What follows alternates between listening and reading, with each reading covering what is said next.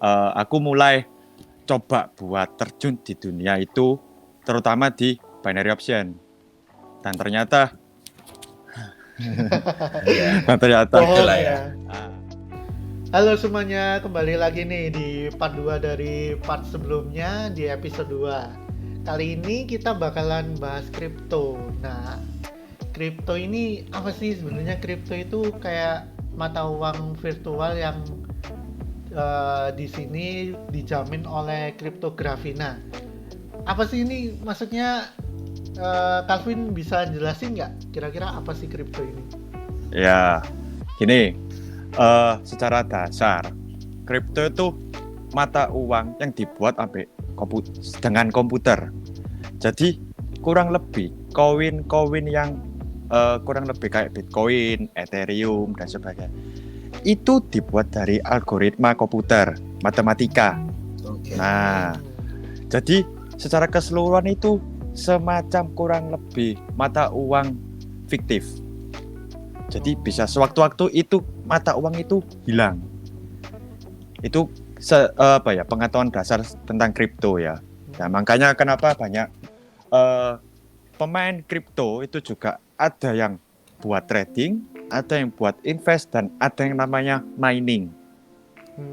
Nah, kenapa terutama yang di bidang mining, kenapa bisa dibilang mining? Soalnya orang-orang yang mining itu rata-rata membuat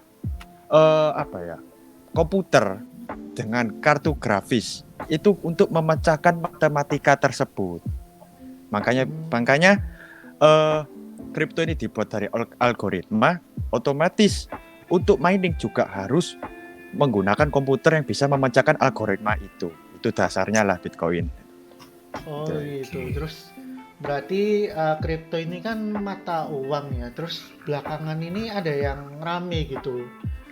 Yaitu NFT, non fungible token. Nah, ini kayak yang aku baca-baca sih kayak ternyata game terus sebuah karya seni itu bisa diuangkan gitu. Nggak cuma uang rupiah atau mata uang fisik, ternyata mata uang virtual gitu.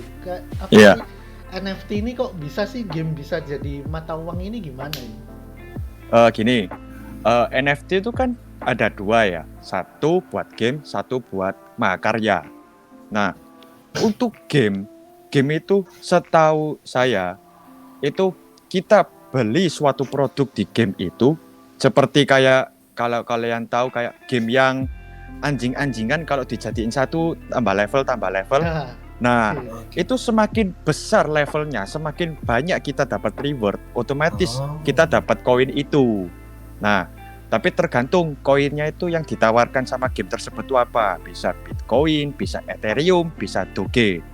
Nah, sama juga sama itu gambar karya. Nah, karya kita buat, kita jual.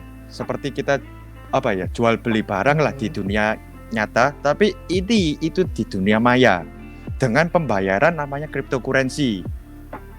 Nah, setahu saya cryptocurrency itu juga bisa disetting. Jadi orang ini yang menjual barang mau dapat koin apa? Bisa Doge, bisa Ethereum, bisa Bitcoin juga. Jadi maraknya sekarang di dunia NFT itu gara-gara satu mendapatkan profit yang cuma-cuma kurang lebih ya. Jadi kan cuma main game aja bisa dapat duit gitu loh. Satu lagi bisa menjual mahakarya, dapat duit, dan juga bisa diinvestasikan jika harga kripto tersebut naik. Tuh, itu makanya sekarang di dunia sekarang lagi marak-maraknya NFT kan. Iya. Kan lagi gitu. Apalagi kayak mahasiswa gitu kan banyak yang seneng main game gitu ya. Terus Nah, waktu COVID ini juga COVID. kok bisa gitu game itu bisa dapat duit gitu kan. Iya kan. Iya. Kan game juga tersebut kan tidak susah banget gitu loh. Jadi cuma sekedar just for fun dapat duit gitu loh, kan gampang. Tuh. Jadi mungkin kesimpulan dari video ini mungkin kayak dari mahasiswa yang dia itu ternyata suka main game, terus dia bisa membuat karya di dunia maya gitu, dijualin pakai mata uang. kesimpulan dari kalian, keuntungan apa sih kayak rewardnya melakukan itu, terus sebagai mahasiswa yang em, butuh istilahnya uang gitu ya, karena di pandemi ini kan susah tuh cari kerjaan gitu ya, dan ini kerjaannya tinggal di depan layar HP gitu. Iya, Menurut betul. kalian kesimpulannya dari semua itu, yang dari saham apa? Mungkin kita mulai dari Riun, nanti selanjutnya Kelvin ya. Ya, Oke, kesimpulannya adalah bagaimana mahasiswa itu bisa memutar uangnya, pastinya dengan menggunakan misalnya kripto yang ada atau dia memasang saham yang ada. Tapi sekali lagi, jangan sampai kita masang kripto atau masang saham itu karena opini dari publik, atau misalnya nih yang lagi happening adalah Doge. Doge pada saat itu kan Elon Musk tuh lagi nge-tweet, ayo beli Doge, Doge pada naik semua. Kasihan nih yang misalnya yang baru-baru, oh aku mau beli Doge soalnya Elon Musk nge-tweet. Pada saat dia beli ternyata turun. Nah kasihan. Jadi kayak kita sebagai mahasiswa itu nggak boleh langsung terjun, tapi kita harus memahami market. Memahami market misalnya Betul sekali. koin, misalnya paling gampang adalah koin BNB. BNB ini koin basicnya di Asia, otomatis koin BNB ini terkenalnya di Asia. Pada saat kira-kira timing kapan nih yang masuk? Ini simpelnya untuk analisis sederhana ya. Karena koin BNB ini terkenalnya di Asia, mungkin kita masangnya adalah pada saat market Asia sebelum buka, yaitu jam 4 pagi. Karena jam 6 pagi itu market Asia buka. Pada saat market Asia buka terjadi pergerakan grafik yang akan menunjuk ke arah naik pada saat market Asia buka, karena market Asia udah buka terjadinya transaksi jual beli, kurang lebih gitu sih. Jadi istilahnya nggak sembarangan lah ya, jangan kalian tutup mata buang uang terus nanti mintanya reward ya. Mana bisa kayak gitu, tetap harus ada usaha gitu ya. tuh. Mungkin menurut Calvin? Ini masukan aja ya dari aku ya. Jangan pernah masuk di binary option. Itu yang pertama. Langsung tutup poin ya. Itu tutup poin aja. Mantap. Soalnya ya pengalamanku pribadi itu seperti judi. Jadi kita menebak aja. Dan otomatis reward cuma 80%, sedangkan kalau kehilangan 100%, nggak masuk akal. Iya, eman ya ini ya. Eman kan, uang Benar. habis sia-sia. Nah, kalau saya saran, kalau memang mau masuk, lebih baik belajar dulu di saham dan jangan pakai uang asli dulu. Jadi belajari dulu, perdalam dulu ilmunya, technical analysis, technical fundamental, bahkan bisa bandar monologi, itu diperdalam dulu, baru masuk di dunia saham. Begitu juga kripto. Juga saya tambahin sedikit ya, risknya ya.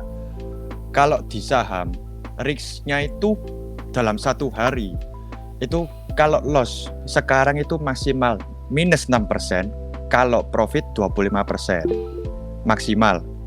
Nah, tapi kalau kripto itu bisa langsung habis, nol loss-nya. Begitu juga profit, juga bisa berpuluh-puluh bahkan beratus ribu persen. Jadi kalau memang masih benar-benar awam dengan dunia saham atau kripto atau ya segitulah, itu lebih baik aku saranin belajar saham dulu, soalnya lebih low banget daripada yang ketiga kayak tadi kripto sama forex ya. Tuh, itu aja sih dari aku. Oke. Jadi ya kurang lebih intinya kalau mau join kripto, join saham dan sebagainya, tetap harus ada hal yang harus dipelajari dulu ya. Kan ini mungkin sama aja kayak kerjaan lainnya gitu loh. Kan kalau kita mau kerja kan kita harus sekolah dulu nih, harus sekolah, kuliah, lulus baru bisa kerja biar dapat ilmunya. Dan ya kurang lebih sama lah ya, kalau mau main kripto saham tetap harus ada yang dianalisa juga, harus ada yang dipelajari. Jadi gak langsung tiba-tiba masukin uang terus tiba-tiba loss uang. Betul. Jangan sampai kayak gitu ya. Betul. Dan ya pasti kalau kita udah belajar semaksimal mungkin pasti bakalan dapat profit lah ya istilahnya. Kan Betul. ini dua orang ini ya, Calvin sama Ari ini udah profitnya udah mantap-mantap nih ya. Mantap ya. Anggap aja kalian belajar kayak saham atau kripto tuh kayak kita itu lagi bisnis. Nah, jadi kan itu kan jual beli juga kan kripto sama saham. Jadi anggap aja itu bisnis. Jadi siapa sih nggak mau untung gitu loh. Nah, Nah, gitu. ya oke. Jadi ya buat teman-teman semua yang mau join kripto, mau join saham, tetap kalian harus pelajari dulu bidangnya itu saham, pelajari tentang saham itu apa, kripto itu apa, cara mainnya gimana. Banyak kok, kita bisa belajar itu banyak sekarang, bisa lewat YouTube. Terus ada juga biasanya orang-orang yang kayak apa ya, istilahnya mungkin buka les gitu ya untuk mempelajari hal itu. Banyak caranya. Jadi kalian tetap harus belajar gitu ya, jangan langsung terjun. Jadi mungkin segitu aja untuk episode kali ini. Semoga bermanfaat untuk kalian semua. Thank you Calvin, thank you Ri untuk informasinya gitu, untuk kesempatan kita berbincang-bincang gitu ya tentang kripto, tentang saham. Semoga semua yang lihat ini nanti bisa mendapatkan pencerahan gitu. Oke. Sekian dari kami gitu ya. Thank you guys. Bye-bye. Bye. Bye.